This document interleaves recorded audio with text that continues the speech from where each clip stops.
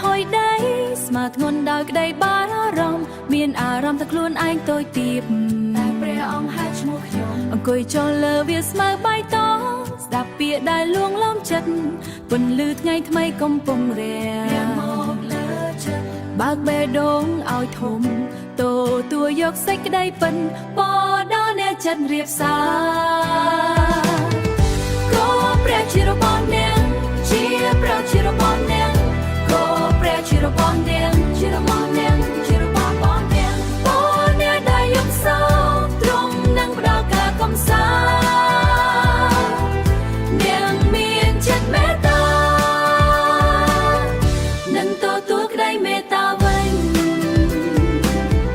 នេះគឺជាសេចក្តីស្រឡាញ់អ្នកដែលឃ្លានសេចក្តីសុចរិត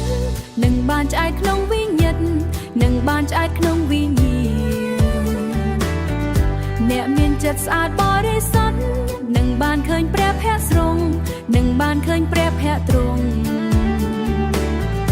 អ្នកបង្ការសន្តិភាពជាបុត្ររបស់ព្រះអង្គបដល់អ្នកចិត្តរៀបសារក៏ព្រះជារបស់អ្នកជាព្រះជារបស់អ្នក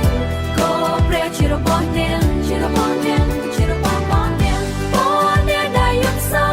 ទ្រង់នឹងផ្ដល់ការកំសាន្តអ្នកមានចិត្តមេត្តានឹងទទួលក្តីមេត្តាវិញនេះគឺជាសេចក្តីស្រឡាញ់នេះគឺជាសេចក្តីស្រឡាញ់ទោះបីមានព្យុះបោកបង់ទោះបីមានព្យុះបោកបង់ទោះបីភពលោកបោះបង់